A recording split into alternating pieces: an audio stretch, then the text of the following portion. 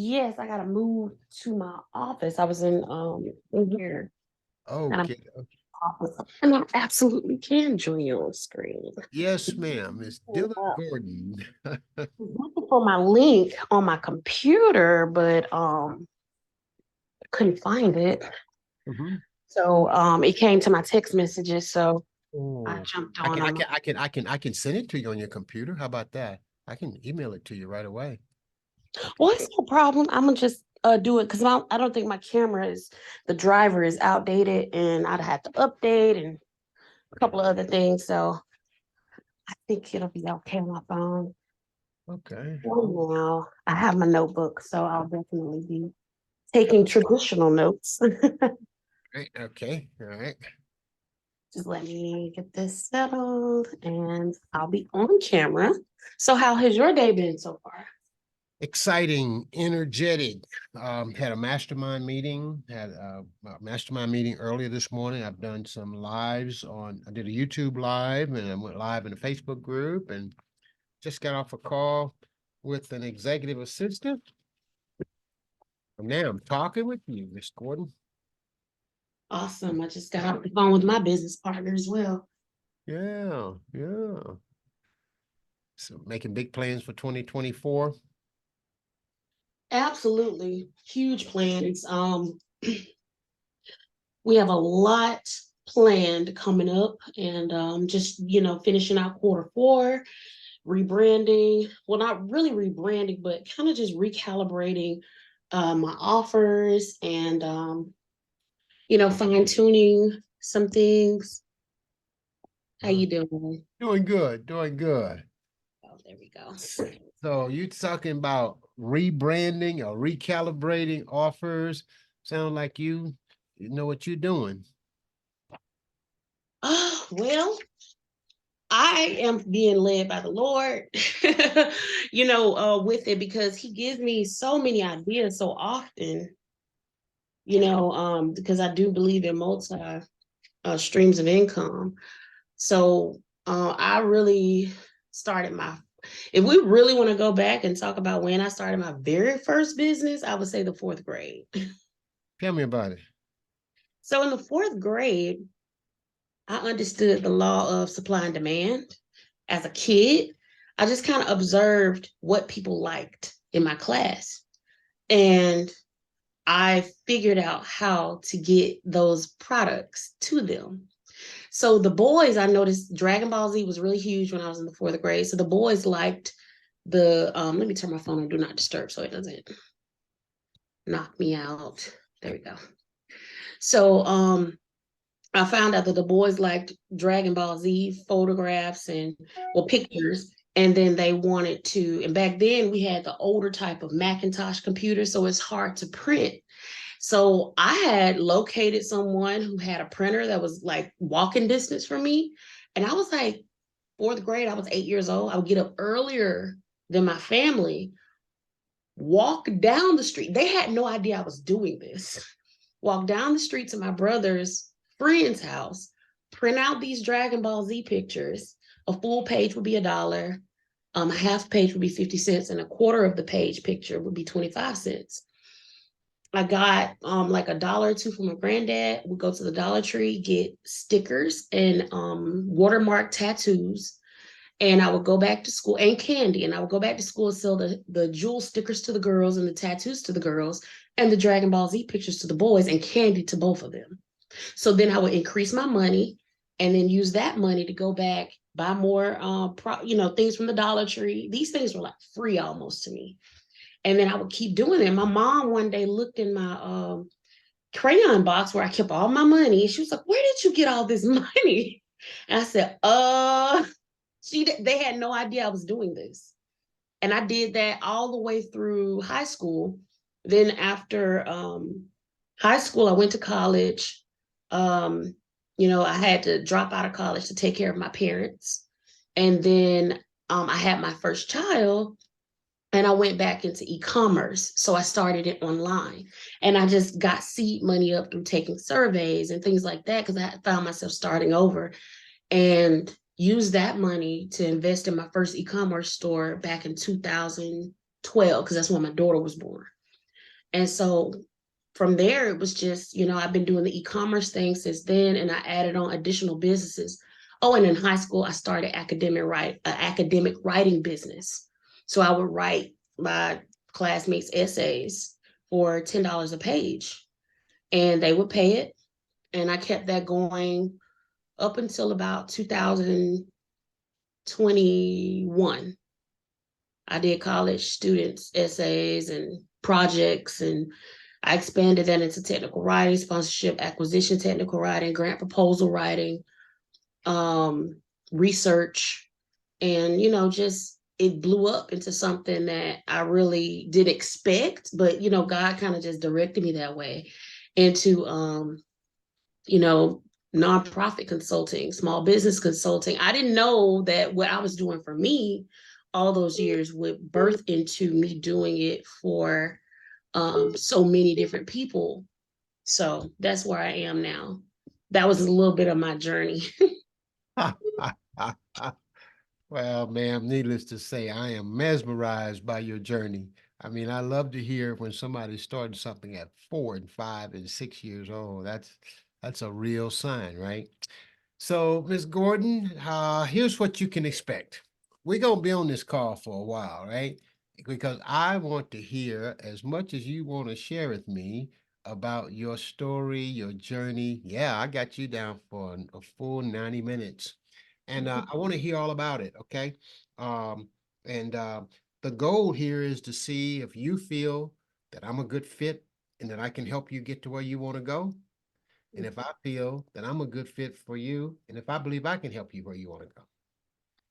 And if I'm 110 on both of those points, if both of us at 110, then I'll make a proposal for you as for how we can work together. But I'll only do that if you happy and I'm happy and we're like, we can really work together. How's that Yeah, sound? sounds good to me. But before I get started, how did we meet? Via Clubhouse. So I've been following your writers and publishers book club for about a year now, Mhm. but I never could catch you live. I caught some of your replays, but I could never catch you live. And then when not Facebook, Clubhouse recalibrated everything, it just kind of make it where you can't really find anyone's rooms anymore, unless they're live. Mhm. So when I saw you live the other day, I just jumped in. It was actually Friday, I think. Mhm. Because it was Dr. I think Yinka in the Mhm. room too. Mhm. And I think Dr. Lee or Coach Lee, she was in there as well. Mhm. And I jumped in the room and I saw you live and I was like, let me listen because I like to listen. I don't really watch TV or do anything like that. I generally try to entertain myself with things that are also like what I could like to call edutainment. Um, is educational and entertaining. So while I'm in some leisure, I'm learning too. So I try to, if it's a TikTok live or a Facebook live, and it's going to add value to my life, then I like to listen in. So and I have been trying to catch you live for a while. And I finally caught you live and I was like, let me come in, because I'm actually in the process of getting ready to launch my book. My goal is by the 17th of this month so that I can announce it by the 24th and all of the kinks will be worked out with Amazon KDP. But I've been working on that book for about a year now and I'm just in the editing phase and adding in. And it doesn't really center around my personal business. It's just an assignment that God gave me and for my personal brand and what I personally represent. And that's where I'm launching. It's called Decree, Declare, Affirm. And so I'm going to launch that, and I think it'll be a blessing to a lot of people. I do have several follow-up books that are coming behind that I'm going to, release later on because I want that book to have its, shine. Um, but I'm going to release several other books after that. Now, as far as my faceless brand of the Right Business Solutions, that's going to be something that I publish under my business name. Most of those are just self-help guides for businesses and helping people, get a business started, because I've been in so many different types of businesses that I've started myself. And to be honest, the only reason they didn't scale to six figures is because I just lost interest in them and I just quit. But this is the thing I've really just put my energy into the most, because it brings the most fulfillment um, in the arena of actually helping people get their businesses started. What is that brings the most fulfillment? Helping people, because a little bit, without, digging too much into my story as my why, my son, for context, was born complex special needs. He had a trach, a feeding tube. My first child was born in 2012. She is on the spectrum. But then my second child, he was born in 2017, and he had a trach, a feeding tube. He needed full-time care. I could not work a traditional job. That was out of question. I had to leave my job at the post office. I started that job when my daughter was born, and when she was 6 months old, at the post office, worked my way up and left my well-paying job because I had finally got a route that was simple that I could have retired on.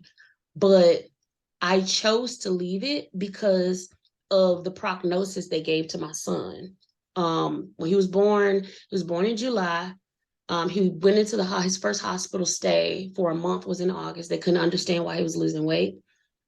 And then after that, he ended up on another hospital stay in October that lasted into December. So December 1st, when he was discharged, they gave us a paper saying he had hypermyelinating leukodystrophy type 3 and gene 7 deletion. And that was pretty much a death sentence, because it's such a rare disease that not many people even lived for them to study the disease. So when they finally did all these genetic tests, they sent the intern in there, who was the intern, what was his name? But he was the intern doctor for I just can't think of the name right now, but it's the brain doctor. And they sent him in there, and he handed me the paper and said, well, the oldest person lived to be 22, and that was it. And so I'm just like, but then they sent in the priest to hand us some stones, and to encourage us, and then they discharged us to go home. So they left us with so much, so much to be desired and so much to, know about, but they didn't know what it was going to mean. So I made the decision to leave my well-paying job to be at home with my son, because I didn't know how much time he had, and I didn't want to miss a day. So I already knew how to make money. And even prior, when I was pregnant with my son, and before I got pregnant with him, I was telling my husband, I said, look, I don't want to work for anybody because I don't have time with my kids. I want time freedom like I had when I had my e-commerce store. And he was just bringing to my attention that I hate, every morning I would be on my way to work. I would just be so grumpy in the morning. And what the light bulb really went off is he said, if you really don't like, you're grumpy every morning. Like, if you really don't like this job, why are you going every day? And I just sat back like, that's so true. Like, I don't like going there. Post office is one of the worst places you can work for your mental health in the country. And it was voted one of the worst places to work in the country. It's a terrible, toxic environment. And a lot of people literally die and get hurt a lot in the post office. It has a high mortality rate because of the way they work you, the pressure they put you under, the external dangers as a carrier. And I was a letter carrier. And so I made the decision that I would rather be at home with him when he passes than get a call while I'm on that route saying he passed away and I didn't see his last breath. So I dedicated my time and my resources that I had at that moment to stay at home with him and figure it out. And, right after that, my husband went to prison unexpectedly from an old charge that he got way before he met me, when he was like a younger guy. And now I'm devastated because we lost everything. because I had to come off of my job. He took off a lot because of our son in and out of the hospital. So I found myself completely starting over with no car, no nothing. I was living in my mom's one bedroom with both of my kids by myself, no job, no car, husband in prison, and my son was sick. I was devastated. But I was like, you know what? I have a phone. I'm going to make some money. And so I started there. And once I built up money there, I took that, invested it into a laptop. So now I can start back doing essays for students. And once I made the money from the essays and working with sellers in China, optimizing their SEO listings, the conversion rates on the Amazon stores, editing their listings, helping promote their products, being brand ambassador, helping with their reviews, helping with their store reviews and things like that, and marketing, then I was able to invest in a vehicle. So with that money, I put it into a vehicle. I was able to now sell bigger products. So the products I got being a brand ambassador, I would sell those in my e-commerce store. After I made that amount of money, I invested in something even bigger, and I upskilled. So I went and invested in 501c3 consulting. I learned how to build 501c3s. I learned how to grant proposal write because I already had a writing background. I learned how to, you know, invest in real estate in the nonprofit arena, and I purchased a real estate branch. And I interned under one of he literally started with women's boxing. His name is Dr. William Paul.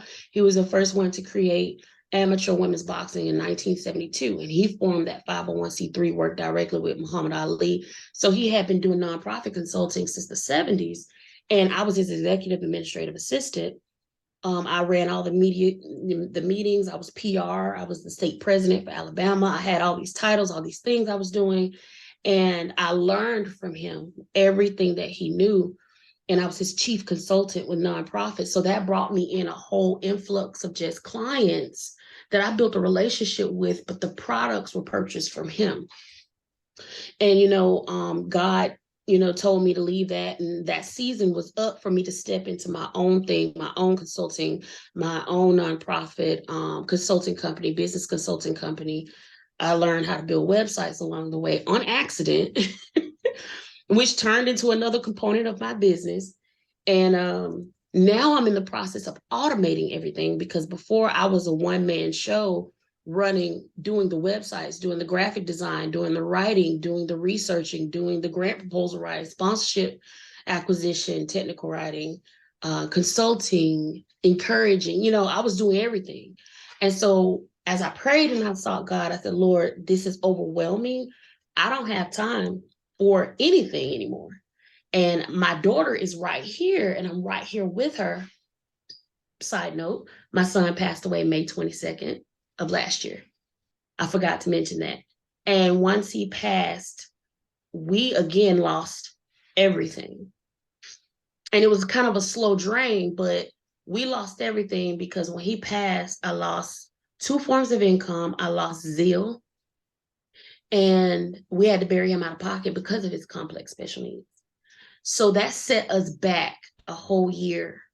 And I wasn't really getting paid adequately from the nonprofit consulting, because a lot of what I was doing with that company wasn't income producing for several different reasons, but it really wasn't producing. So that threw me even further behind because it took up all my time, but it wasn't bringing the ROI. And so God had me to leave. And so where I am now is pretty much just automating my business. I took the month of December to automate and just stop my done for you services. I still do the websites. I still do, small little assignments here and there, but nothing major, because I'm reconstructing my business to launch again in Q1 of 2024 with everything being automated and delegated, so that I don't have to be focusing on the individual tasks, but I will be customer facing and really just promoting my brand, adding value to my audience, and giving those resources out, because those resources is something I didn't have when my son was here. I needed nurses. I needed, resources and help, financials and, extra grants and things like that. And I didn't know, nobody could tell me. I went to doctors, nurses, caseworkers, social work, people who should have known, didn't know. And it took me digging to find out like his prognoses. And he lived much longer than intended. And it was because of me researching, finding out treatment plans, working closely with the doctors to design treatment plans. And they were successful. And my son lived to be almost 5 years old. He passed in May. His birthday was in July, so he was 2 months shy of 5 years old when he passed away. And so after that moment, it just really I had to sit down for a while to collect my mind, to really just endure the grief and feel the grief and go through it, get through it, and I'm still going. I'm still healing, but I'm much better than where I was. It was a lot worse. Um, and right now I'm just recalibrating my business so that it can run without me. And I have several partners across the nation and internationally that I work with. And 2024 is looking very promising for my family, for my business. And so, yeah, that is my why. Just when I was there in that moment, I needed someone. And so because I didn't have that one person, I became that person to be that resource strategist, that knowledge broker that helps people get what they need in their business. So, or even start a business. But I want to move towards more of a established business standpoint while still having those products and support for those who want to start. But my energy will go towards established businesses because I had such a giving heart that the problem was a lot of people who could not pay living in shelter. I had a lot of people come to me that was living in shelters, living in hotels, and I'm in the philanthropy space. I have a nonprofit, so my heart was there for them. I mean, I was once, upon a time in that position, displaced. So I understood where they were coming from, and I helped. But the problem is, it was not income producing again, and that set me back. So now I was like, really just thinking, okay, how can I still help them without giving away my time so much to where it's not income producing? Because I stay busy. I'm always on a call. I'm always on a meeting. I'm always, doing something. And it's like a hamster wheel. It's not making money. It's helping people, but it's not making money. And so now I'm like, okay, I got to focus on what's income producing. And that's where I am now. I am recalibrating my business to be automated, where those people who don't have businesses or cannot afford it, they can go through the nonprofit where there will be set coaches in place to help them, and there will be grant money coming in to pay for those things, as opposed to me doing it myself and trying to be everything to everybody. I can focus more on what I believe God has really called me to do, which is help the masses. But I can't help the masses if I'm on one-on-one calls all day long. I can help more people by delegating, automating, and focusing. And so that's where I am now.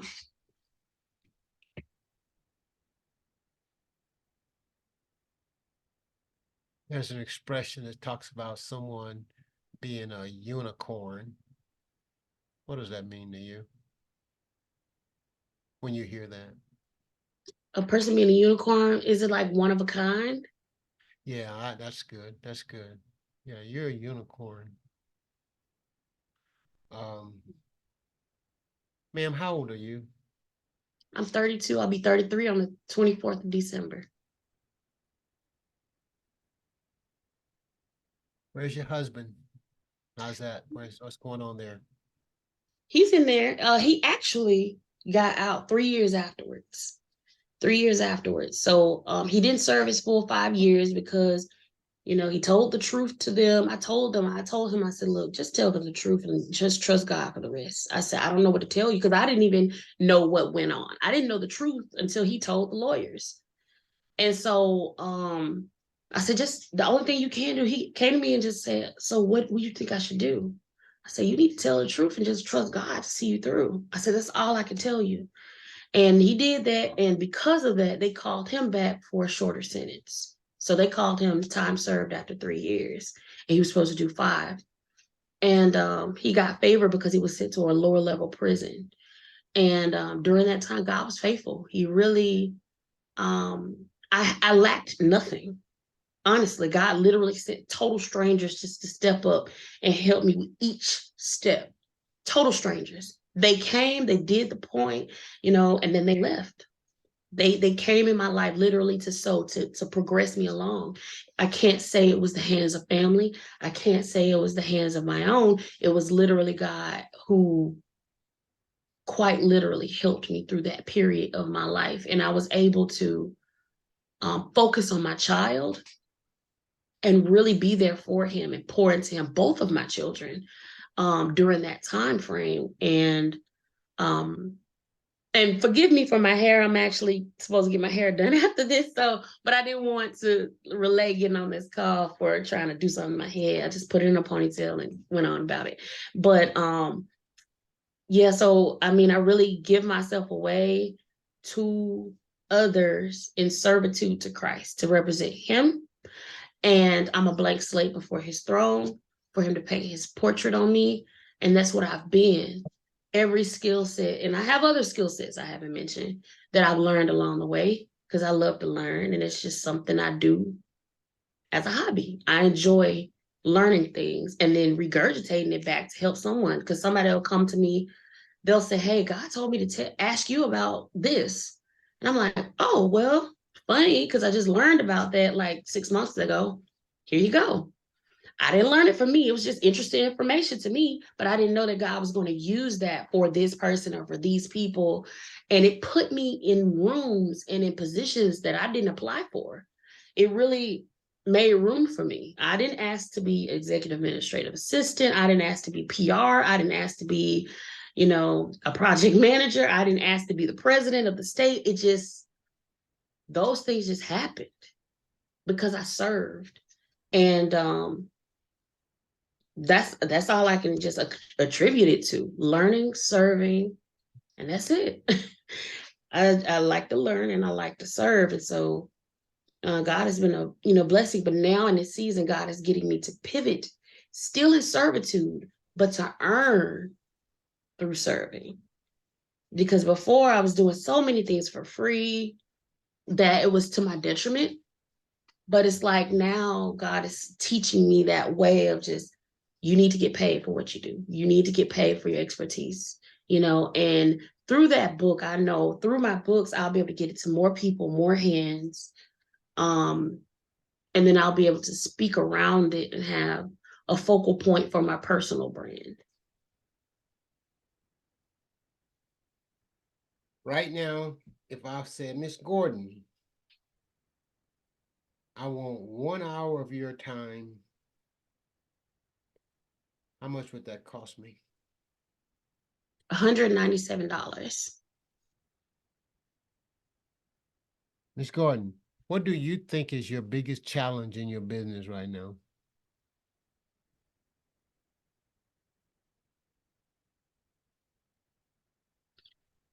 My biggest challenge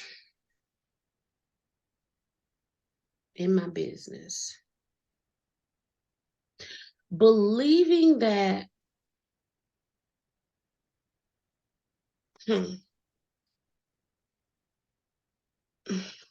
it's I'm trying to put it into words. I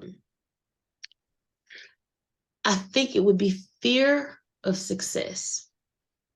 And the reason why I say fear of success is because I know that with success comes a lot of responsibility. And I don't want to fumble people. I don't want to fumble anyone's dreams. I don't want to fumble, or bring them, once I get successful and I'm very successful and I've gotten previews of the demand that comes on my life, and it makes me nervous because I wouldn't say I'm an introvert, but I'm a very private person. I like to help people, but I'm a private person. And because of knowing on a smaller scale how many times I was being called on a day, when I get to the place of success, I'm nervous about what that's going to look like. And I think because of it, I've been trying to find enough. And this is not right, but I mean, it's just being honest and transparent. I was like, Lord, I want to live a normal life. Let me get a good job and just be normal, you know? And he's just like, no, what you have in you, I put that in you, not for you. You're like, how dare you be selfish to keep it? How dare you be selfish to hold it back? And I created you for this. You know, what you have, people need. And so because of that, I answer the call because I don't want to be selfish. I want people to be helped. But it's like me and my personality wrestles with the call because I want to be private. I want to live a normal life of just helping my family and adding value here and there and have no responsibility of carrying destinies on my shoulder. Um, and I'm not saying that I'm just this person who is just so high and mighty. It's not that at all. But I understand the calling on my life and it keeps getting reiterated and it makes me nervous. So I think that the biggest issue is me believing that I'm worthy for that position. You know, and I guess that would be called imposter syndrome. Cause I just feel like, I just learn stuff and tell you. I don't think it's that deep to me, but I mean, it is what it is. I'm going to go back and watch this video because you are saying some things that have given me chills. Mm. You're being very honest with me too. I can feel your authenticity. I talk to so many people that struggle right where you are, believing they are worthy, fear of success, and because it comes to you easy, you don't sometimes see the value of it. Do I have your permission to look at this and help other women? Do whatever you need to do with it. Do whatever you need. Because I'm an open book. I feel like if I'm an open book, it can bless somebody. And I'm not existing for me. I'm existed for me, but I'm here, for a greater purpose than myself. And that's the only reason I'm answering the call. And I just want to help people. And, that is the end of it. Like, I just want to help people satisfy God and raise my daughter to be the best woman she could be and have her to have an easier path than I took. So, and, just believing that, like you said, you hit the nail on the head. Like, it comes so easy to you. You don't think it's a big deal. Like, cause I don't. I'm like, people say things like, oh, you're this, you're that. And I'm just like, I don't see it. Like, I'm just like, I'm a normal person. I don't present myself to be this or this. I just really feel like I'm a normal person and that everybody is capable of success. Everybody's capable. I feel like anybody's capable of doing anything. As long as they're in their element and they're doing what they love, it comes simple to you. This is what I love. I was reading books literally since I was 4. I just like doing it, love it. I used to literally read on the 8th grade level and in the 4th grade because I just liked reading, loved it. My biggest hobby. I was made fun of for it, but it was my escape because I grew up in an impoverished neighborhood with a family who struggled, blue collar workers, a father, military veteran, Vietnam veteran from the Air Force. He had his issues, I didn't get a chance to travel. I didn't get a chance to leave my home very much. I went to school, I came home. But my escape was through a book. I would travel to Japan in a book. I would travel to Egypt in a book. I would travel to outer space in a book. That was my personal vacations, was in the pages of a book. And so that became my life. That was my foundation. You know, if I didn't watch TV, I felt like it didn't get to the point quick enough. With a book, you can read as fast as you want. You can get to the plot, and now you got the satisfaction. I would binge read a book in a night, a book that thick at 8 years old in one night, because I wanted to know the plot. I wanted to know what happens next.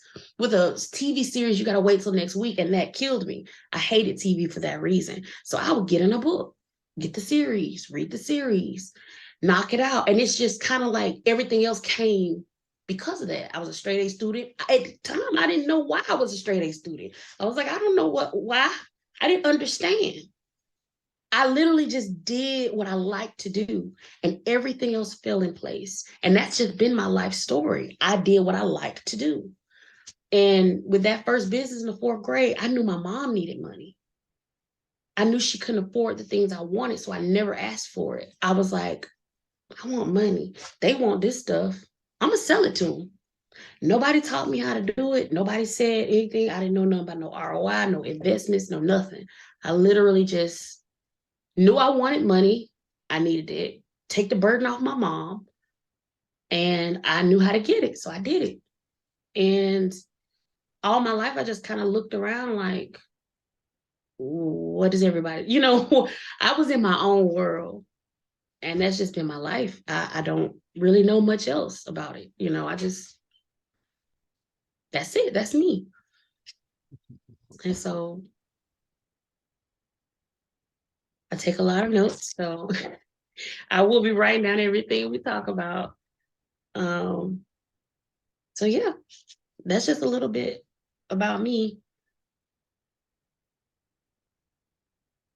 What was it about my clubhouse rooms that attracted you? What was it about you watching what I was saying in Clubhouse that caught your attention and made you say, I want to catch him live? What was the hook? What drew you? Write, the word writing, publishing. Um, I've been a writer longer than I've been anything. That was my first thing. That was my very first love, is writing. I started writing poetry in the third grade in the creative arts. I started drawing before I could talk, and painting sunsets. I used to love nature. So then when I was able to write, I used to write about nature. So my poems would be, you know, emotion centric, nature centric, and I would write poetry. And it went from poetry to academic writing, and it just kind of went on from there. So anytime I see writing, it's like I write all the time. I'm always writing something down. I kid you not. Like, this is just from this morning. That's just one page, and that's not including the other 4 pages that I had just from this morning, when I just get ideas and it gets up here and then all these things, and then I just write it down. So I just enjoy it. It helps me get my thoughts out. It's always been my way of expressing emotion. It's my way of crying. So it was my language. So when I saw writing, publishing, I have so many books in me that I need to get out. I said, I need to go in this room. I've taken courses on Amazon KDP, but I just really, when I went, I looked through, I think I searched in Clubhouse before they changed the algorithm. I searched writing and publishing because I wanted to find a specific room about that. And I came across your Clubhouse. So I joined that Clubhouse then, and I looked and I said, okay, he hasn't had, I think at the time it was like a whole month since you had a live room. And I looked in there, I said, I'm gonna follow it anyway. Because he might have a room, he might be on vacation or something. I said, like, he might have a room. So I joined the room, And I went back and listened to some replays. And then when I saw that you were live, it just kind of popped up on my screen, which Clubhouse doesn't usually do. For some reason, I rarely get notifications about rooms, very rarely, you know. But yours popped up on the front of my phone, a push notification. So I immediately clicked it and went in. And because I was intending on, okay, I'm going to go do this. And then I saw your room pop up and I said, I can listen while I'm doing this. I forgot what it was I was doing. I think I was working on some graphic work for my church. But and I listened in while I was doing that graphic work, that media work for my church. And the rest was history. I came in and I saw, a couple of people on stage, and I didn't really have an intention of talking. I just wanted to listen and hear about your expertise and stuff like that. And that was it. Like, I came in and wanted to hear what you had to say, because I aim at mentors who I feel is seasoned. You have a lot of people on social media who claim to be gurus, but I believe in, if you can link up with someone who has, that's why all of my mentors are over the age of 50, all of them, because they've been where you're trying to go, and you can get 50, 60, 70 years of wisdom by serving under them. Something you can never do. I can't go back in time, but I'm staring at a timeline of 70 years. I'm staring at a timeline of 50 years. I believe in the shortest point from A to B is a straight line.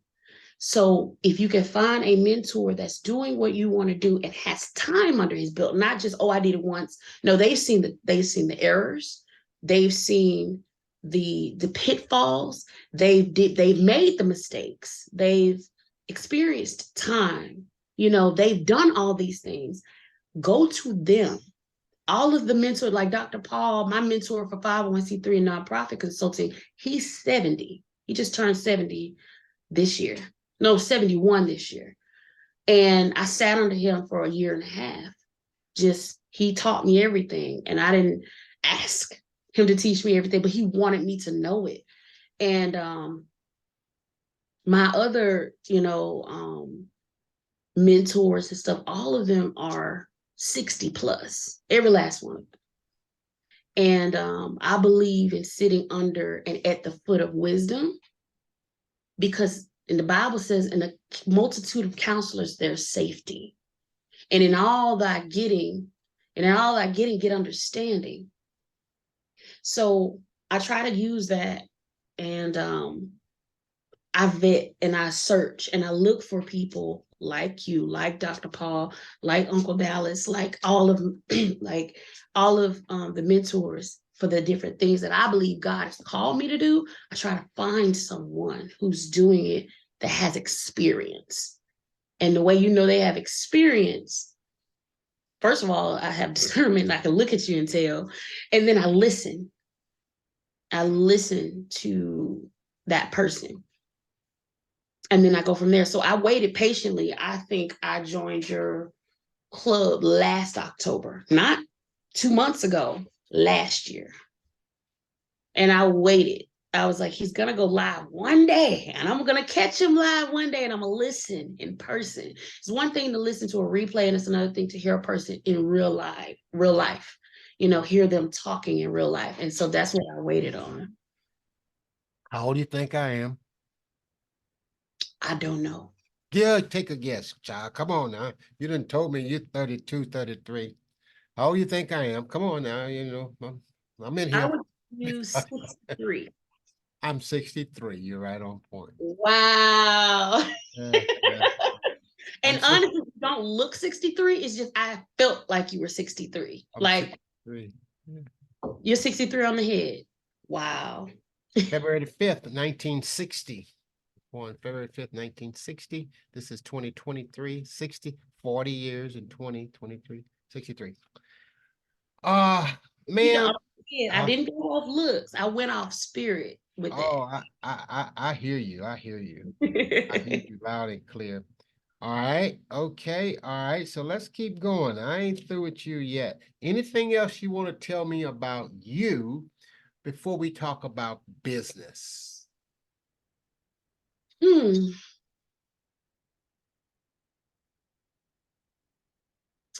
I am in a season of discouragement right now. Discouragement? I'm in a season of discouragement right now Tell me about it. that I'm coming out of. I know I'm coming out of it, but it's hard to shake it because of the hurdles that I had to overcome. And like I said, kind of goes back to, and I'm in therapy. I'm in therapy about it, but I think it really stems from my childhood trying to people please so much that it bled into my adulthood. And that led me to have my sister here, my brother here, and I was taking care of the entire household, carrying the entire household of adults on my back for the last 3 or 4 years, since 2020. And I poured out all my resources, financial resources and stuff. And by my sister having mental illness and things like that she's battled with, um, I really, you know, had a hard time coping with, taking care of her and taking care of my mom and taking care of my brother. And it took so much time away from money producing on top of everything else that I had already previously told you about. That now I'm in the process of, they're no longer here anymore as of the week before Thanksgiving. So it's very recent. But I'm in the process of just rebuilding. And I just felt discouraged. But I have so many people that are, you know, pouring into me and, really encouraging me and pushing me along and saying, hey, I'm here for you. I'm going to help you. And, you've been a blessing to me. I'm going to be a blessing to you. But it's just coming out of that, because I do have other things going on in my marriage that does not make it helpful, doesn't really help the situation. But so it's just, a conglomerate of things going on, that it's just need a vacation. So and so yeah, that's where I am. I'm just trying to, really just pull myself out of the discouragement because I know I can make the money. That's not the problem. It's just having the drive to want to even do it anymore. Having the drive to want to do, you know, anything anymore. And again, I am in therapy, but it's just, I know this is not a therapy session, so I'm not gonna, be too deep. But just that's where I am right now. I think of just pulling myself out of that bout of discouragement. Because I mean, and when you was talking about increasing your prices, I did not expect that, because I had been thinking about increasing my prices because my business partner, right before the call with you, he said this. He said, I'm glad I know you before your prices go to $25,000 an hour. He said, I'm glad I met you now before you charge astronomical prices. And I was thinking to myself when he said that, I said, I am steady going up. I'm steady going up because I increased my prices from 97 to 197, and then my sponsorship acquisition packages from 375 to 750, and now it's going to go up again to 1200 and then up and up, and until I cap out at about $3,000 for the package, because it's actually worth way more than that, because a person can get up to $1 million in a sponsorship, and they just pay $3,000 one time. But just getting to that point where it's like,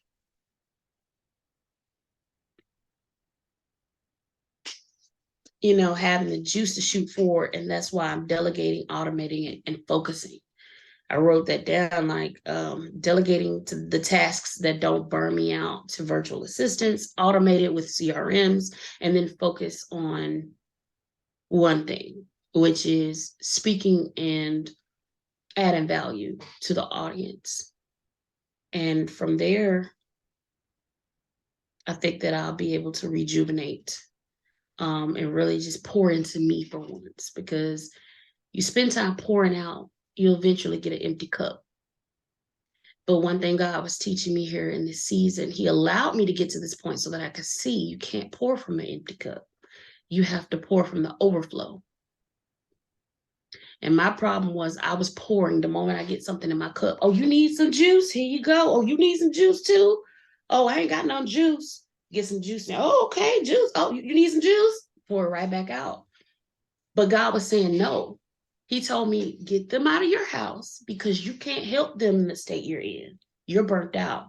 You're dry. You're burnt out. You need to get them out of your house. I'm going to take care of them. I need you to get into a place of abundance so that the overflow will be a blessing to them and it will not drain you. He said, you got to pour from a place of overflow so that you can continue to be a blessing. But if you're pouring from a nearly empty cup, you're not going to be good for nobody. And because I didn't grasp this concept a year ago, 2 years ago, 6 months ago, He let me sit in that season for a while so that I could remember, hey, remember I told you that a long time. I keep telling you, you keep doing it again. This time I'm going to let you feel it. This time I'm going to let you sit there so you can realize how this does not feel good, so you'll never be there again. I'm learning my lesson, Lord. Just like, I got you. Ready to move on from this place. So that's where I am now. I'm ready to move on from this place. And I won't be in this position ever again. And I know I won't. So that is pretty much the last thing that I had to say about me before we move into the business. So on a scale of 1 to 10, 10 being ready, where are you? Feeling ready or just doing it actionably? I'll ask the question again. On a scale of 1 to 10, as far as it comes for readiness, ready to move, ready to get out of this place, ready to love you, Oh, ready to make you a priority. a 12. I'm a 12. I'm off the scale. I'm ready to get out of this. I don't want to see this season ever again. And I won't. My generations won't.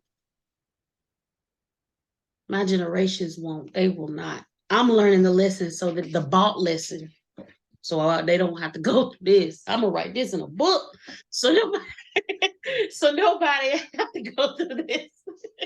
I don't recommend it. 0 out of 10 would not recommend. What do you hate the most? Anything. Tell me about what you hate. I hate. What do you hate the most? I hate people hurting. Yeah, I hate the suffering that goes on in the world in different forms. I hate to see people suffering. That's what I hate. Why? Because I'm empathetic and I can feel it. Um, and although I know pain is a part of life, the unnecessary suffering is what I hate. If it can be avoided, I think it should be avoided. You can't really avoid the loss of a loved one. So you just provide comfort, but I still hate it. You can't really take away a person's situation because the Bible said the poor will be with us always, but I wish I could, you know. Um, I just don't like to see people hurting. I just don't like it. Because as a kid, when I got hurt, I didn't like the way that felt. So when I saw, even now, but as a kid, when I saw other people getting hurt and I knew how they felt, I don't like it, and I know suffering is a part of life, but I just still don't like it. I hate it. It's always been my number one hate. I never like to see people suffer, ever, ever. And that's the first time I've ever actually said that out loud. I just learned something about myself. What do you love? I love it just lifts you up. It makes you smile. It makes you come alive. What do you love? Aside from Christ, and I think that's obvious. Aside from him, people having joy for myself, joy for others. The joy is what I love. That's interesting. Hmm. What is I your think that's like the ultimate satisfaction that I get when people are happy. what is your definition of joy? A continual state of mind, where because happiness is fleeting, it's a temporary emotion, just like sadness is. And joy is like a state of mind that no matter what is going on, you have hope. You have a form of happiness, not happiness because happiness is fleeting. You're just content. You have the hope of it getting better. You have that feeling of euphoria in your spirit, not your physical body. Like it's a high place in whatever situation that you have or whatever situation you're going through. Just bringing you to a place of out of a pit, pulling you out of a pit, bringing you to that higher place of mental state of bliss, euphoria in the spirit, I feel like. That's joy. It's more of a permanent state of mind. It's like depression is the opposite. It's like it's a permanent state of mind of sadness. Joy is a permanent state of mind of what we call happiness. Happiness is fleeting though. You can be happy for a moment when you get $100 and then sad when you lose it. But if you have joy, you joyful when you get the $100. You lose the $100, you're still joyful. You just kind of like bummed out. You might be sad that you lost it, but you're not depressed because you lost it. So I hope that made sense. Well, I'm picking up what you're putting down. I'm picking up what you're putting down. I'm making it make a lot of sense to me. All right, so let's put our business hat on. How much money you want to make? I actually wrote that down this morning.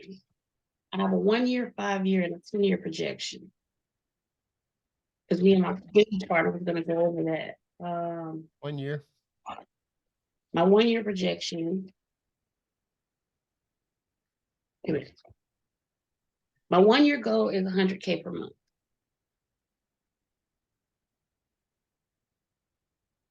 Okay. Um, okay, 100K per one. Okay, give 3 year, 5 year. What's next? What you got down there? My 5 year goal is $4 million per year. My public speaking price will be $70,000 per engagement. How many? Seventy Public. thousand dollars per engagement, Okay. and $2 million in stocks, crypto portfolio, and a $5 million real estate portfolio. A little bit slower. Public speaking is going to be 70,000. Okay. All Mm-hmm. right. Okay. For a speaking engagement. Okay. All right. Now give me the rest of that. 27 businesses bought, sold with No, no, no, successful. no, no, no, no, no. Go back after public speaking. You said your real estate, crypto. Give me that. These are just the numbers, not the goals. Yeah. Okay. If you don't know the goals, I can tell you the goals, but these are just the numbers. Public speaking, 70K Uh-huh. per speaking engagement, $4 million per year coming in just from the businesses. Okay. Um, $5 million in real estate and $2 million in stocks and crypto portfolio, my investment portfolio. All right. Okay. All right. What's the most money you've generated in a year in your business? What was your best year? I'm Revenue. sorry, can you say that one more time? What was your best year of revenue in business? Since you've been in business, what's your best year revenue, top figures? Up to this point, Uh-huh. Yeah, right, right, right, right. I would say 2021. That was a six-figure year. Mm-hmm. Okay, over 100,000. Hmm. Okay. And I didn't even know it. All right. Okay. All right. have you thought about who you must become in order to make in 1 month what you made in a year? Okay, I'm gonna ask that question again. I want you to make sure you take it real slow. Because, would you agree with this? Success is the ongoing accomplishing of worthy goals. That's an Earl Nightingale definition of success. Earl Nightingale, you can write it down. Success is the ongoing progressive accomplishing of worthy goals. Okay, ongoing accomplishing of worthy goals. Earl Nightingale definition of success, I believe. You said the ongoing success of accomplishing goals. Earl Nightingale's success. Let me see. Earl Nightingale's definition of success. Yep,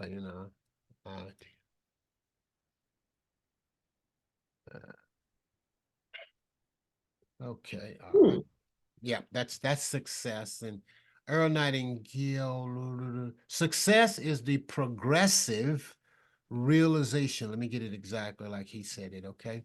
There it is on the screen. There it is on the screen.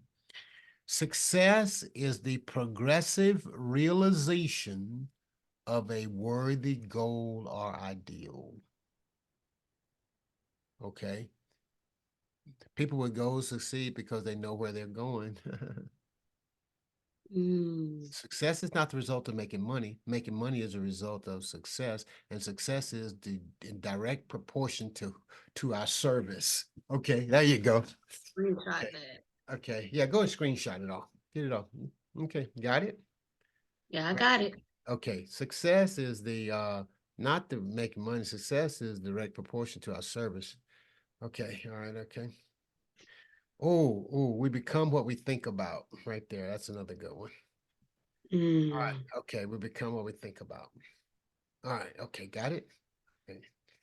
Okay, all right, so now my question to you is, have you thought about who you must become in order to manifest in 1 month what you brought in a year?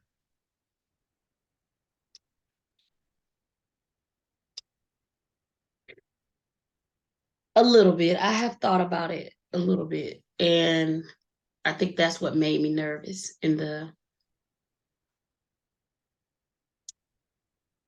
fear of success.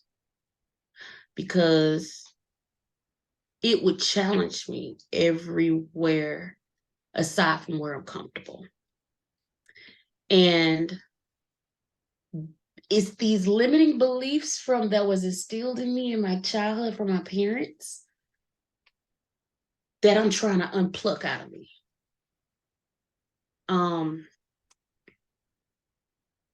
Yeah, I'm trying to unpluck and unlearn what was instilled in me in the back of my head. And I think that subconscious,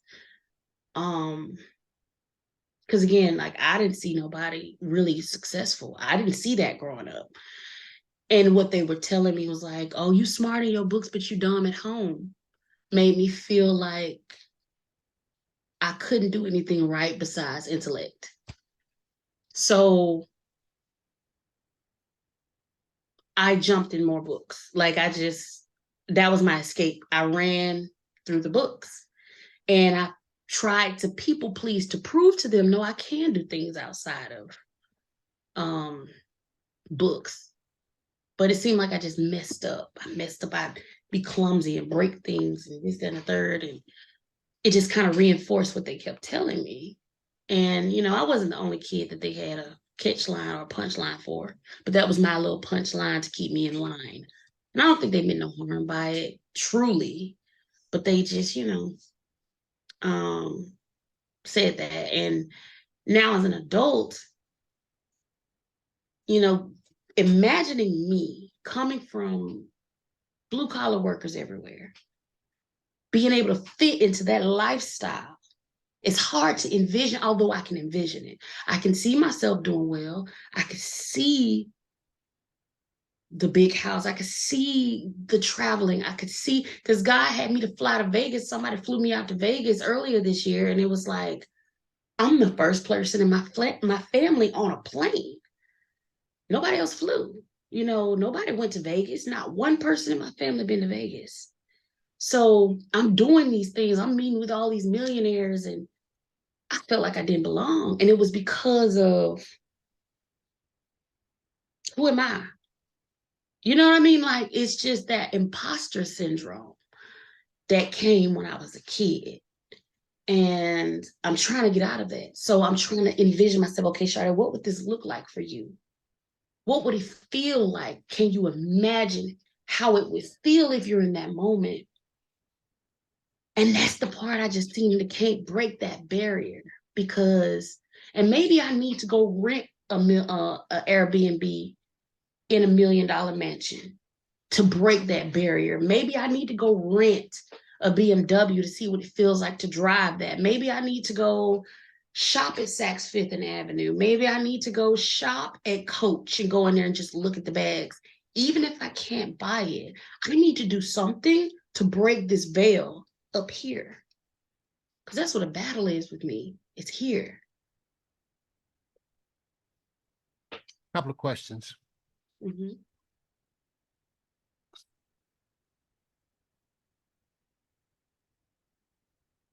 What what does becoming a best-selling author mean to you? What does best-selling author mean to you? Would that mean, if someone was to say, ladies and gentlemen, meet best-selling author Sharday Dillard Gordon, international best-selling author of Write, a guide for every person to write their worth, value their voice, and create unlimited philanthropy projects, bringing joy to the whole world. Ladies and gentlemen, our speaker today is best-selling author Sharday Dillard Gordon. How that I feel? mean, that would feel good, but it'll feel surreal. It'll feel surreal. Like, I'm really here. I've had a lot of surreal moments. Um, well, I was even invited to speak last week and I didn't do it. I didn't do it. I just didn't want to do it for some reason. Write Can't this, quite. write Mhm. this down. And I start to say, write this down right now.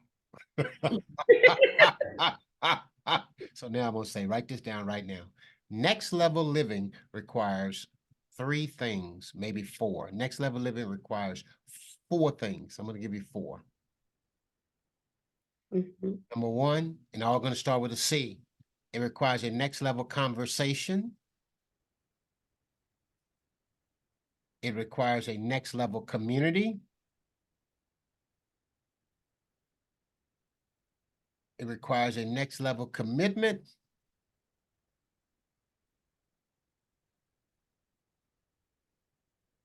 And whether it's me, somebody else, or whoever, it requires a next level coach. And I used to tell people I'm a Bible believing, I forgot how I used to say that. Now, yeah, I got it. I used to say I'm a Bible believing, butt kicking book coach. I love it. Bible believing, butt Butt kicking. kicking book coach, but I'm a book brand and business coach. Next level religion requires next level conversation. You got to talk to yourself different. Next level community, you got to be around some different people. Eagles run with eagles. Okay, you got to get around eagles. Difference between eagles and chickens: eagles execute, chickens explain. Ooh, wait a minute. Hold up. I gotta write that down. Yeah, Oh, you said number one, talk to you next level conversation, talk to yeah, yourself you got to different. talk to yourself different. Okay, David encouraged himself in the Lord. Okay, period. He did.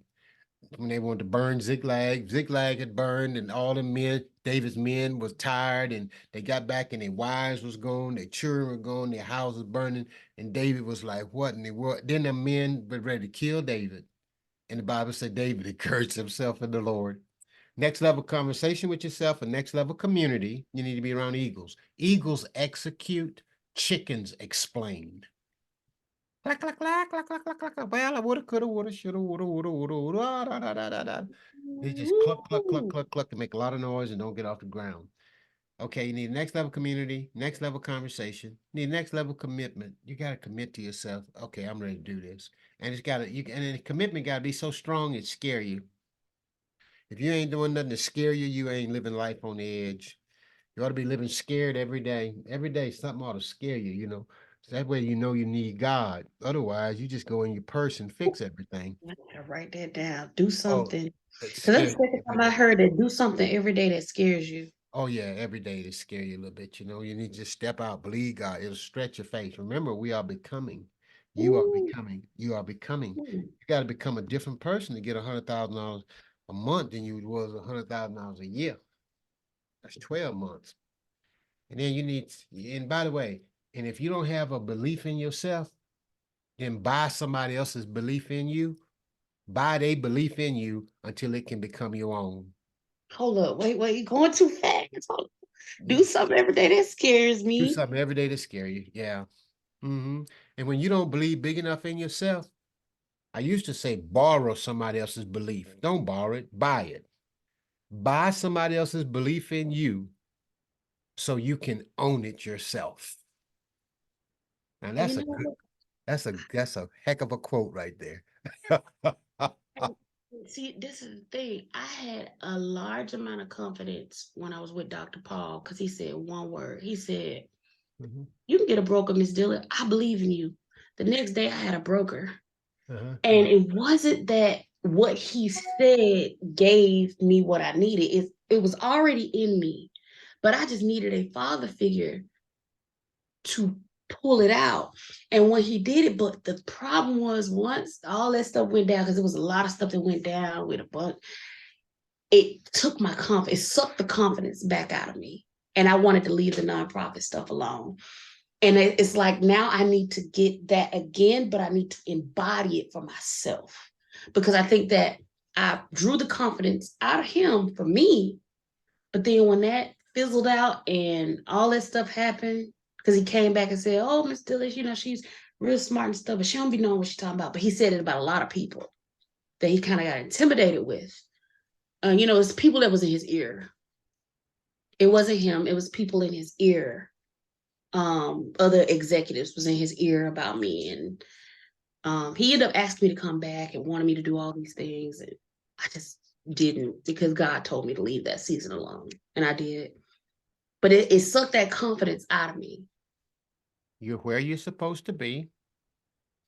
You're on time and on point with where you're supposed to be. And God has brought you into perfect alignment for your assignment. You are in alignment for your assignment right now. Promise you. Now watch this. So you said something else that I want you to zone in on, and then we're gonna keep going. All right. Let me know when you finish writing that down.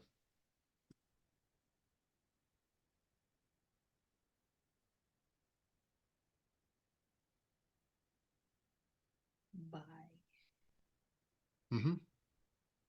belief. Yeah. You gotta buy the belief. Buy somebody else's belief. Borrow somebody else's belief. Buy it. Get some. Get in. Get where you've heard this said, and a lot of people say it, but it bears repeating. Go where you're celebrated, not where you're tolerated, and you'll always be appreciated, elevated, and compensated. Hold on, wait. Oh, I ain't never heard that much. Hold on, I know I heard to go where you celebrate, not where you tolerate. The rest of it, I ain't never heard that. yeah. Well, that's because that you hadn't heard talk to me. You see, 'cause I think Go where go a where you're celebrate. celebrated, not where you're tolerated, and you'll always be appreciated, elevated, and compensated. Appreciated, elevated, and compensated. Go where you celebrate it, not where you tolerate it, and you always be appreciated, elevated, and compensated. Because when I got a buddy of mine, he tell me, he said, "Man, I can't let you preach for free. I got to give you an offering." That's the concept. He said, "I can't let somebody. We'll be talking. He's a buddy out of Atlanta. He said, dude, man, I can't let you preach for free. I got to give you an offering. I got to give you something. We'll be talking. We're just talking. People that value you will never let you underestimate or undervalue yourself. They'll stay in your face. You're better than that. You're bigger than that. And they will get upset with you and they will just stay on your butt. You are in my day. You in the spirit, because literally I got fussed at earlier today from Dr. Sheila. And then from Kyle, he was like, because he told me just to be in my circle, he wanted to pay the overhead for my business. Mm-hmm, mm-hmm, mm-hmm. And he said, your time is valuable. He said, I just want to be in your circle, so I'm paying the overhead for your business. And I was like, Right. and it's like everything you're saying is like, this is an alignment. This is alignment, because it's like God just literally was like, okay, Sade, page 1, we're going to write the vision. We're going to get the steps for the vision. It's like he literally, because today I said, Father, I need you to lead me through this day and all my business endeavors. I invite you to be my business partner in this day, and I need your help to guide me through everything I need, starting with the first thing. And it was the vision. And I kept hearing it every single time. And these are the actionable steps I'm hearing. And we ain't done yet. And we're just getting started. But I got something else. Hold on, wait a minute. I don't want to miss a thing. I think my phone, let me go grab my charger. All right. Okay. And Yes, I will ma'am. be right back, I'll be okay? right here. I ain't going nowhere. I'll wait for you right here. Yes, sir. I'm gonna check. Uh-huh.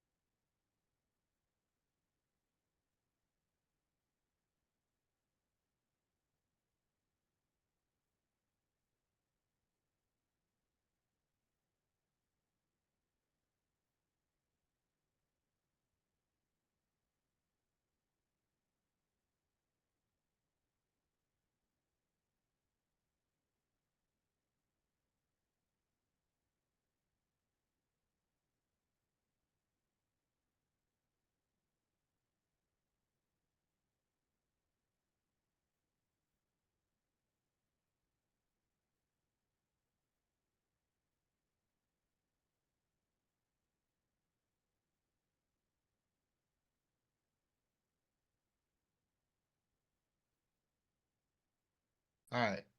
Okay, so I want to share my screen. One of the things that you just said that you're trying to unpluck this out of you. I want you to, I want to show you how on point you are. So I'm going to ask you a question. Do you believe you are an intelligent woman? Yes. Do you believe you're smart? Yes, sir. Let me push it a little bit. Do you believe you're gifted? Yes. Do you believe you are genius?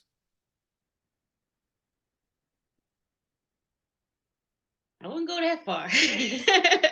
Uh-huh. Not that I don't think I am possibly, but looking at I haven't taken a. Who said you need to take a test? Is a test required to determine somebody's belief? No, there's people believing they trees out here. So You're absolutely right. You're absolutely right. So I want to show you something. I'll put it to you like this. You're a long ways from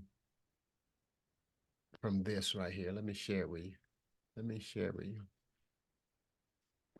I must have got out of it. I must have got out of it. Oh, here it is, right here. All right. Read this out loud for me, man. Read it slowly and loudly, right here. Go.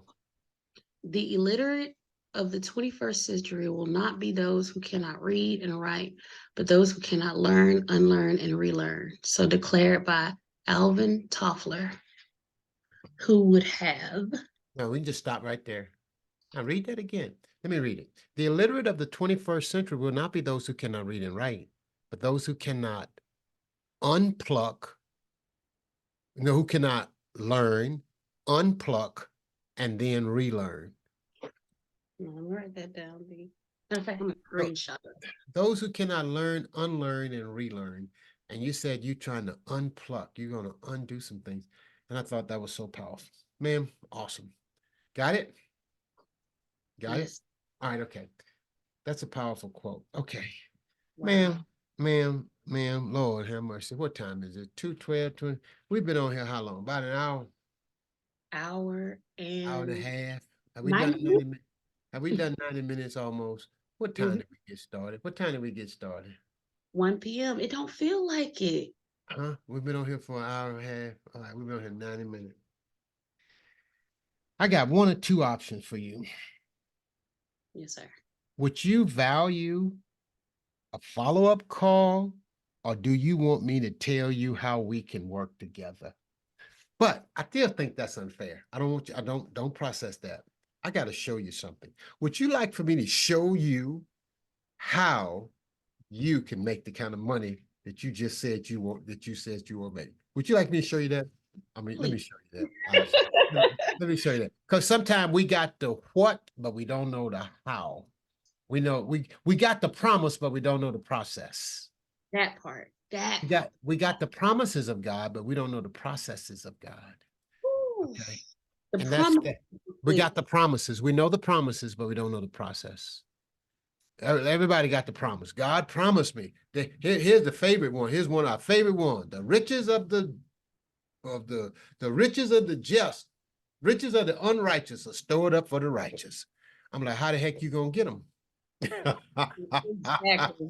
And there's a process to getting it, okay? So hello there, beautiful young angel. Hello, hello, hello. How you Hey, doing? How you good. She is beautiful. Hi, doing? hey, hey. Good to see you. Looking just like her mama. All right. Mm-hmm. Can you give me a minute? We're gonna go get some breakfast, okay? Mm, Oh my God. Yeah, wherever you want to go, baby. all right.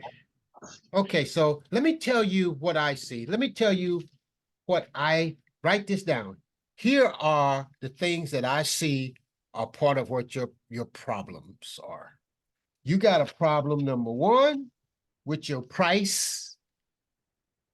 All going to start with a 4. You got a problem positioning yourself as a category of 1. You see positioning, your marketing, your branding. You're not positioned as a category of 1. You see that? You know how I know? Because you want to help everybody. You want to do all these different things. And I don't hear you lock in on the one thing that you're awesome at. Now, I heard you talk about the right part. Would you say that? Would you agree? Is that a challenge? Yes, it's a huge challenge because I could do so many things. That's been Uh-huh. my prayer before God for years. Like, God, what is the one thing you want me to focus in on? Because I'm like, I could do so many things. It's a problem. It's like I don't know what. Write this down. Can do don't mean called to. Ooh, Can do don't mean called to. Just cause you can do, I can do a lot of things. I can change the tire on my car. I ain't gonna do it. I could cut my yard. I do it sometime. Can do don't mean called to. All right. Here's the third thing you got a challenge with. You tell me if you agree. Product creation. Your products, you're wrestling with how to create your products. You got some ideas and you got some good ideas. You agree? I agree. Other thing you challenge with, the fourth thing you challenge with is the process. What's going to be my process? How am I going to process? You're saying automate, dominate, and focus. Okay. But what that process is going to look like. Okay. So that's I see those things I see as challenges for you. All right. Now let me talk about the first one, pricing. Take a good look at it. Why did I say you have a problem with pricing? Because I asked the woman who wants to make, watch this now. Let me stop this because I don't want you distracted. I asked a woman who wants to make $100,000 a month. She wants to make $4 million per year in her business. And then she wants to be paid $70,000 for a speaking engagement, $4 million per year in a business, $5 million for real estate, $2 million in stocks and other things. And she said her hourly rate is $197 an hour. Shame, shame, shame, shame, shame, shame, shame, shame, shame. Like my mama would say, that's a low down, dirty shame. You can't be talking these numbers and talking about you $197 an hour. Oh no, take you forever to get there. Okay, that's a challenge. Now I'm gonna show you how to value your time and do this thing right. Okay, all right. So here we go. Okay, so watch my screen. Let me show you. So I have a client, Dr. Smalling. This I taught this so many times. Ma'am, I've invested $500,000 in coaching, by the way. Let me just stop this thing. I have invested over $500,000 in coaching. 401k money, IRA money, money from my big sister Anime, or insurance policies, borrowed money from Sister Emma, all that to be this guy that you looking at. So I ain't new to this, I'm true to this. I've been at, 10 years. I've been doing this 10 years now. Okay. And I've generated over $500,000 with an ebook. Dr. Fred Jones Speaks, published me now. It's on Amazon now. Go look at Dr. Fred Jones Speaks. It's an ebook. I think it might be 99 cents. I might be. And it's 2015, I published that ebook. 2015, it was a sermon on a Wednesday night. And I have never put it in a hardback book. Because I teach people how to value themselves digitally. Let's roll. Okay, gotta roll. Gotta show you the vision. What's the name of it Dr. again? Fred Jones Speaks, publish me now. Dr. Fred Jones Speaks, publish me now is the book. Okay. Okay, that's it. Ma'am, this is one of my clients. She had one client. The lady paid her $3,600 for a course. She came to me, she said, Dr. Jones, this one want me to teach you a chapter in my book. She said, but I don't have no course. I said, you wrote the book, Dr. Smollett? Yep. I said, how long would it take you to create 6 modules, 6 videos, and 6 worksheets? She said, about 24 hours. I said, go do it. She came back after 24 hours. She created a course. The lady paid her $3,600. Ma'am, if you divide $3,600 by 24, that's $150 an hour. From how many students? 1. Got it? Just stop right there. The course is what? Evergreen. Write that down. How many times do you create the course? 1 time. 1. How many times you gonna create the course? You're gonna create 1. Then you're gonna upload that course and you're gonna put that course on automate. You already got the vision on automation. So here's the deal. Let's put 10 students in this class. Ready to do the math with me? 10 at $3,600. How much is that? 36,000 divided by that same 24 hours, because it didn't take you but 24 hours to create the course. That's $1,500 an hour. Now we're getting somewhere, right? But that ain't got juicy yet. Let's put 30 people in that class. Go ahead and do the math. How much is that now? $100,000. How much? $108,000, and that's at 7 to 8 clients a week. Yeah, well, yeah, right. Let's put 30 in there. All right, now let's go ahead on. Let's do something else here. We ain't through yet. Now we got to get you to that $25,000 an hour, I think. So let's put 150 students in a class. You can put 150 students in class, right? Yes, sir. If you had a digital class, okay. So let's go 150, okay, 150 times 3,600 equals 540,000 divided by 24, and that equals $22,500 an hour.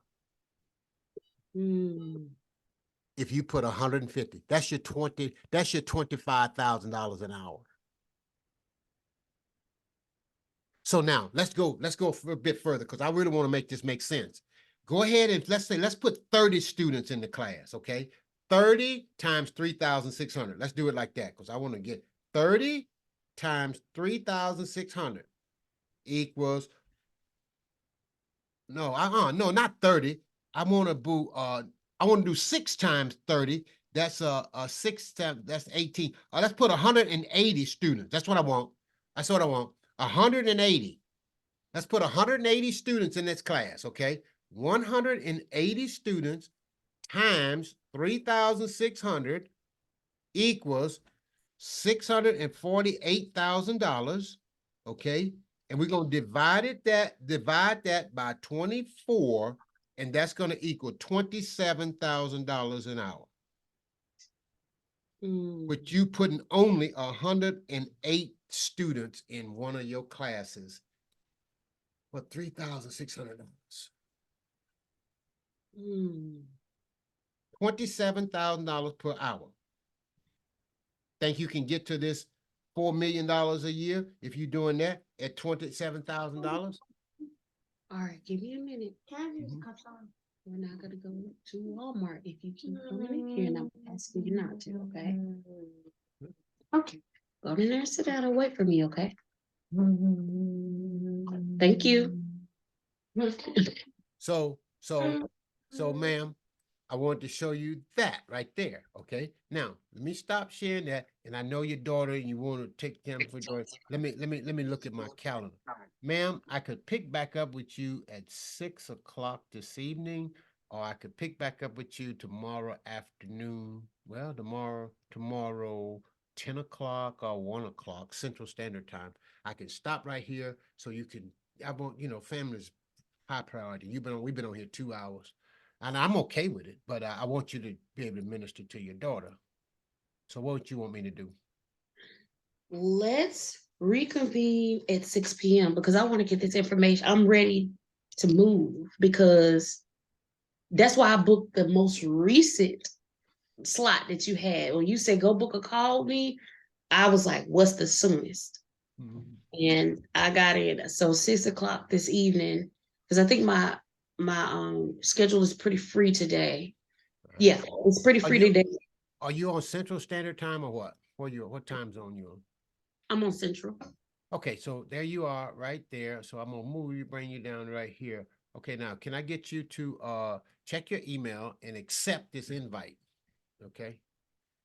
I got you down here at 6 o'clock. Can you accept that invite? You should have an invite. SDG, that's you right there, right? Yes, sir. It should be in your inbox. Check it out for me. Yes. No? Did it come through? I accepted. You did? Oh, yeah, I see the green check. Okay. All right. It's there. We'll talk. We'll pick back up then. And yep, I just saw it, Miss Dillard. Sade Dillard. Okay. Yes, ma'am. Go ahead. Are you using the Go High Level CRM? Go High Level. Well, that's just Google. Oh, because I saw a text drop from you reminding me of the one-on-one. Because I use Go High Level as my CRM for my business too. And actually, this is confirmation because I was gonna create a evergreen webinar that would be my lowest ticket for 2,500, but so this is confirmation. It's like that was the first thing I visited, and I was like, oh, but people can't afford it, and I went drastically lower. But I'm seeing God is saying, because I put in years and years and years of learning, and people value what they put their money into or their time into. And so I hear you, God. I hear you, Father. I get it this time. Don't let me go. We'll pick back up. We'll pick back up this evening on the numbers and talk more about the business side of this and what all this look like. How about that? Yes, sir. All right, ma'am. I'll see you back here at 6 o'clock Central Standard Time. What state are you in? Alabama, What part of Alabama? Birmingham. Are you frozen? No, I ain't frozen. Man, what part of Birmingham, Alabama are you in? North I'm Birmingham? currently in Forestdale, Adamsville area, but Or I'm from originally Fairfield. Fairfield? I don't know these next to the woods like that, but Lord have mercy. I am right here in Birmingham, Alabama, in the No, Vestavia Hills, Cotswolds, and all that stuff, man. I'm right here in Birmingham, Church of the Highlands. I go to Church of the Highlands, Chris Hodges. Yeah, that's my home. I was looking at that. He seems so familiar because my friend brought me to Church of the Highlands. Her name is Nicole McLean. Uh-huh. Which Are you familiar with Nicole? I don't know a whole lot of people here that well. I've been in Birmingham for 4 years, but my whole 4 years I've attended Church of the Highlands. Yeah, Chris Hodges. I was going to go to Church of the Highlands Vestavia right before my son passed because they made all these accommodations for him. And I think he ended up getting sick and going to the hospital.